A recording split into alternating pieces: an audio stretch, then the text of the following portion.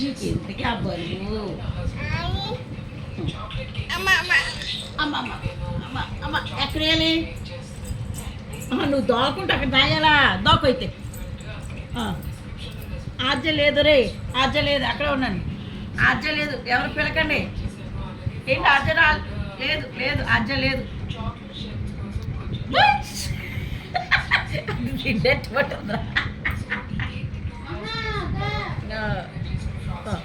దస్